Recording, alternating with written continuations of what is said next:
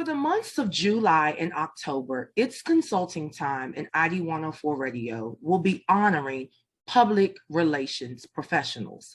Public relations professionals have been around for quite a while, but let's talk a little bit about the history of public relations.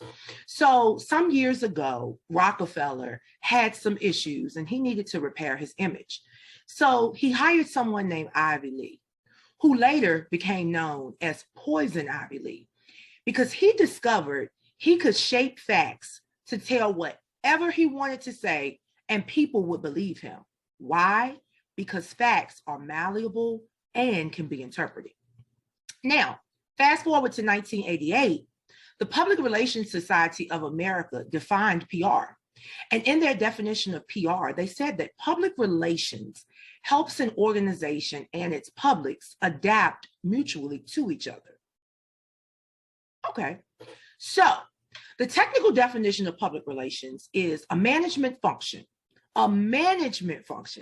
which evaluates public attitudes and identifies the policies and procedures of an organization with the public interest, and executes a program of action and communication to earn public understanding and acceptance. I think the most important piece there is that public relations is a management function, right? And it incorporates public attitudes, but only for organizations that actually have a public interest. That's interesting also. And then we have publicity. And so publicity is the generation of news about a person. Generally, it's short term, and it's a subset of public relations.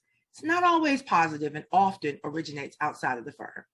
Well, as we're honoring the public relations professionals who have been selected, we're going to talk a lot about the main functions of public relations. And so you're going to learn about writing and editing, media relations, special events, research, community and consumer relations, and government relations and lobbying. So stay tuned as we honor some of your public relations professionals. Hey, everybody, and it's another Thursday, and we have an esteemed public relations professional with us. Now, remember, we talked a little bit about public relations, and we talked about the difference between public relations and publicity. And also, I want to reemphasize the 6 main functions of public relations: the writing and editing, the media relations, special events, research, community and consumer relations, and then the part that's near and dear to my heart, government relations and lobbying, because baby, they're doing a lot of that right now with the way this Supreme Court is working. But anyway, let's get back to the business at hand, and let's talk to Miss Sarah Busby. Now, Sarah is the founder of Be the Buzz Agency and Be the Buzz PR, but we want to talk to this Jane of all trades, because she's not a Jack, she's a Jane of all trades, all about being a marketing guru, a personal coach, a motivational speaker. But for the task at hand today, she is the public relations professional. Hello, Sarah. Hi. Thank you so much for having me today. Absolutely. So let's just jump right in. Tell us a little bit about, yourself as an individual, and then let's talk about what makes Sarah Busby of Be the Buzz PR so unique. Awesome. Well, I am a girl from Mobile, Alabama, small town. It's definitely gotten bigger over the years since I left off for college. I am the only child. I'm my mother's only child, but I am the baby of 5 kids on my dad's side. So yeah, huge family on my dad's side. I was raised in a both my parents are preachers, pastors. So I came from a very close-knit spiritual home. And so in my upbringing, I was just very charismatic. I was very talkative. My mom thought I was so hyper. I was so hyper that she thought, okay, there's something wrong with my child. She can't sit down. But the doctors were like, no, there's nothing wrong with her. She's we ran the test. She's good. She's just super hyper. And so from then on, I had a love for acting and just being seen and moving around and doing stuff. And so in high school, I started like the acting. That was my dream. And I still, would love to be in a movie here and there, but I wanted to be in front of the TV. So if I couldn't get into acting, the other thing I wanted to do was be in journalism, be in front of the TV, like camera as the anchor or something like that. So that's what I went to school for. I went to school for broadcast journalism and I graduated and from the University of Alabama, Roll Tide all day. And so after that, I didn't get a job. Back then, this is my story I tell everybody, is that they wasn't checking for Black girls and around that time after graduation. Didn't matter the hands-on experience that I got at an internship. I actually was on the news in college. Like I was a reporter, all of that, had all of that, but it still was not enough to get a job. So 2015, we are in the 7th year of Be the Buzz PR at the time. I rebranded last October, so we're now Be the Buzz agency. But I didn't know what I was doing, but I started to dibble and dabble and do certain things and back at home and just other projects that people would just find me randomly. And I was like, man, this is a little bit of PR. Like I'm doing social media and I'm doing some events, but if I'm calling stations and I'm trying to, gather the attention of people and press, then that's a form of PR. So that's how I came up with Be the Buzz PR, because nobody gave me opportunity. And I tell people too, I really got my push in entrepreneurship and in business when I moved to Atlanta in 2017. So I've been, since I did Be the Buzz PR, and then I was like, I don't want to just be known for just offering PR services, because I really was offering other services, but you can't tell by the name. So that's when I rebranded and I realized that I can't scale and grow to what I really know I'm called to be without a team. So that's where the birth of Be the Buzz agency came last fall. But me, I'm a bubbly, charismatic person. I'm very optimistic. Entrepreneurship will humble your optimistic behavior, but I do have a calling for people, and so that's where I stand with what I do and how I do it. I don't think I know it's a calling, and I just walk into that calling. And I will tell anyone, don't look up to me, look up to the one above, and I tell God in any campaigns that I do, I want your work to be seen through me to the people. And that's where I'm at. So, okay. And I mean, I'm so glad you gave us the step by step, because so many people never really talk about the journey to get there. They only talk about the outcome. Like no one really wants to talk about the hustle. No one wants to talk about, well, they only want to talk about the hustle is if they're trapping, but nobody really wants to talk about the journey. So thank you so much for that. So let's talk about what a typical day in the life of Be the Buzz agency looks like. What does that look like? So usually, like tomorrow's Monday, I'll have a meeting with my PR assistant. And for those that are listening, my PR assistant was an intern, and she worked like it didn't matter if it was a holiday. She was like, well, I'm available. I'll do whatever. She didn't take off with anybody else. And that's fine. You can take off, especially holidays, but she didn't. And so she learned, and she has, oh my gosh, I am so proud of her. And so what we do is we have a meeting at the top of the week. We go over the agenda. We go over what needs to be done, who needs to be communicated to. A lot of times the team members need communication. So I'll kind of say, okay, this person needs this or this account needs this. So that's how my week usually starts. And really it's either checking emails, kind of reviewing over what happened the past weekend, or maybe finishing tasks that I didn't quite get done on Monday. And Tuesday, Wednesday, and Thursdays, we have our content days. Sometimes we're on site with clients. And then those are like my hard pitching days, my hard working days. Friday is still a day too where I work, but I usually look at those days where I really connect strongly to the press or to media, or whoever I'm trying to, whatever projects I'm working on. Those are my very strong days. But it's no day is the same. If I have to be on site, it kind of throws my day off. That means I have to wake up super early to knock out some major things. And then I end my days surprisingly super late. So it's no day is the same. I always go by the week. So if I know I have a hectic week, I'm like, okay, I may have to put some hours in over the weekend. Like today, I'm going to get ahead, put a few hours in so that I'm not so crazy in the morning. So what would you say makes your business, your entity, your organization so unique? So one of the number one things that I think makes us unique is that we do have a certain part of nurturing that we do with clients, and we have a little bit, you would call it probably hand holding a little bit, just so to speak, but I like to call it nurturing, because a lot of people know, they've heard of the services, they've heard of branding, they've heard of, oh yeah, I need a photo shoot, I need a rebrand, or I need a publicist, but there's a sense of they need to really understand. They need to understand, okay, this is our process. This is the process. This is what you need to be doing. So in those first few months, there's a lot of nurturing. There's a lot of like, maybe coming to Jesus moments, maybe like, hey, let's hop on a call. Even though we only have our monthly recap call, we may need to kind of do some prep. So I think what makes us so different is that we are nurturing, we are a team, and I do have a relationship with my clients as a founder to where, okay, I don't want you to feel like you cannot call me, because a lot of clients, you'll be surprised, especially when you're onboarding clients, they ask, I've had this asked quite a few times, like, how much access do I have to you? And, I tell them our process, but I still make them feel comfortable, like, hey, don't feel like you can't text me if something happened, or if a coordinator did something, like, you make sure you let me know. So I do have that relationship with clients.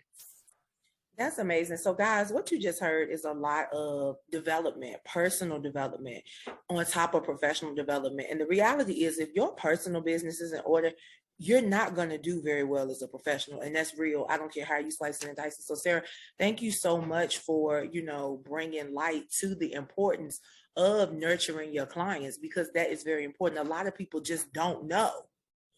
Mm-hmm. So with that being stated, what are some of the tools required in the field of public relations? So number one, guys, especially when you're trying to get into it, is attention to detail. It's a lot of things that can slide through the cracks. It's a lot of things, down to people's name. Pronunciation is important. I know a lot of people have, maybe to some people, weird pronunciations, but our job is to make sure that when a client is positioned, is that it's pronounced correctly, because that's the first thing. It's like, well, that's their image, right? That is, if you pronounce it wrong, then that's just not, so we want to make sure that we're careful to that. Another thing you want to make sure is that you have great communication skills.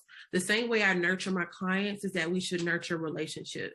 So even if you don't have anything going on, check in on somebody, make sure that you make sure that a journalist, they're not just, that's their skill. Whereas I have my skill. And so I tell clients that no one has to write on you. Nobody has to say yes to you. And you want to make sure, like, get off the high horse. This is earned. This is free. This means that, I shouldn't have to run you down because they say yes to write about you or to interview you, or show up and be on time and be ready. Don't just do an interview in the car and there's some smoke, but, respect that. I'm just, I hate to say that, but let's respect that other person's time. No, please don't hate to say it, because you know what, like the older folks say, I'm gonna tell you what God loved, the truth. So tell it. Yeah, be respectful. Because if it was you that came not ready, the client come to me like, what kind of interview was that? So I say that, make sure your communication skills, your nurturing skills, make sure you are treating people, sometimes things happen. So what are you going to do to keep that relationship, right? What are you going to, make sure that you're, A-okay with that. You never know when you need someone later. Another thing you really need some good processes and systems. And over time in business, you'll learn, like, I should have did that. Let me incorporate that. Let me add that in my contract. Because experience has you to increase different things in business. And so be mindful of, when you're taking on clients or projects, really think about what you really want to do. In business, sometimes it's hard to understand, okay, what's my niche? So try to focus on, okay, what are your niches? What are you really good at? And really hone on that. Like me, over the years, I've realized, okay, I'm really good here. Okay, so I should focus a lot of my efforts here. And sometimes you just get clients in a different industry and you're like, well, I wasn't really looking for them. And then you just could excel at it. So then you're like, this is easy. Let me just start honing on here, because I already have relationships here. I already know what to do. Let's see, what else? I think too, in this field, is that you're never, whatever level you think you are at is never enough. You need to really educate yourself. Like, I was even saying not too long ago, I'm like, okay, we're going in the third quarter. What can I do? What can I learn? How can I do something different? I'm looking at different CRMs to I want to add another CRM for client experience. So I just want to level it up, So always each quarter evaluate what went wrong, evaluate what you want to do, and level up, take away. So you want to make sure that in this industry that you are always evolving so that you can, one, you need your service to match your price, right? Your service needs to match your demand. So you want to make sure that you are always leveling up. And so someone says, well, why is this or that? Because look, I leveled up. This is what I invested into this. And to respect what I do, you have to pay this or you have to do this. So yeah. You said a couple of things and I want to expand upon. Let's go back to the press. Let's go back to, getting press and things of that nature. I agree with you 100%. But let's talk a little bit of, what do you think of some of the tensions between PR professionals and press? Oh, the tensions, I can name them. I've had a few friends or colleagues have tell me that, which part do I want to start at? We have a tendency to just reach out to a professional and sometimes don't even greet them. Hey, I'm having an event. Can you come out? Or not even, hey, I'm having an event here, blah, whatever. Just want to send a media invite. No, hey, no, how you doing? What's been going on? Or whatever. There's ain't no greeting, not, and always thinking too that just because they're a journalist or you worked with them in the past, that they can cover your event or want to cover your event or your client. Being mindful of that, being mindful of another thing is that you need to really understand the journalist too. You need to understand, okay, this is what they cover. This is what they can do. Your client may not fit in that. So being mindful of that. What's another thing? A lot of, I know some individuals, they pay to have their outlet, it's self-funded. So I think a lot of journalists feel highly unappreciated, especially if they're an independent outlet.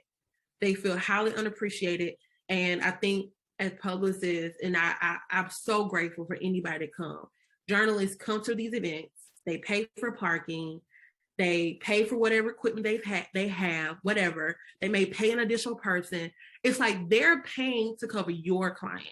And so you just want to be mindful that you are nice, you are treating people with kindness, because although that they love journalism, they love what they do, at the end of the day, they are self-funded. They are not working for an outlet, right? They're not getting paid. Girl, listen, you know what?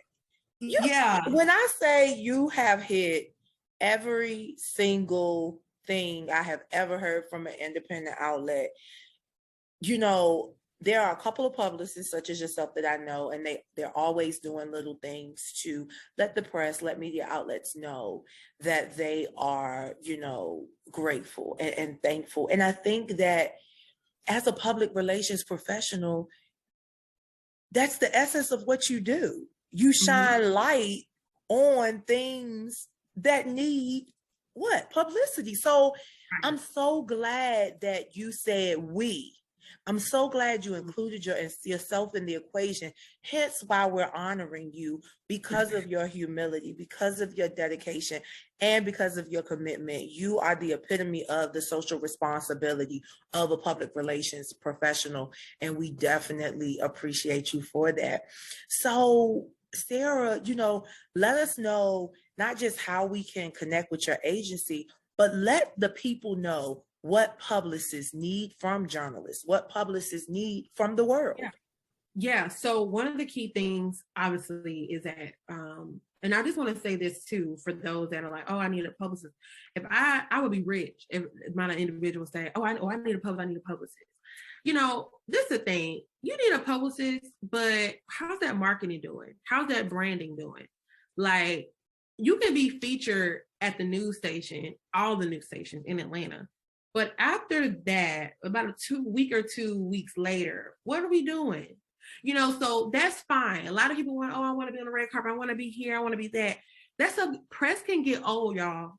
Press can get old. So Be the Buzz, we have a focus on, okay, content creation, keeping that drum, like keeping them drum, like keeping the, keeping that the buzz, keeping the buzz, right? Going about your brand, right? That's what my emphasis is. Because my thing is like, this press is good. You can say as seen on, but people nosy. They be like, oh, okay, as seen on, and then you were seen 2017. What you doing? What you been doing since 2017, right? What you been doing since that article, Can you right? repeat that one more time? Press gets what? Press gets. It gets old sometimes. It get old. It get dated. It get dated. That's it. Oh, okay. And can't you create press as well? You can create opportunities okay. to receive press. Yeah. So like then that's why I say, where's the brand going? I was just telling someone we did an event, and I said, you ain't posting no pictures from this event. Well, I don't know. I just blah, blah, blah, And what happens a lot of times, these big events make clients so exhausted. They put so much time, so much effort. And it's like, that's what's been moving their brand because they had something coming up. And then after the event, they're exhausted. They're tired.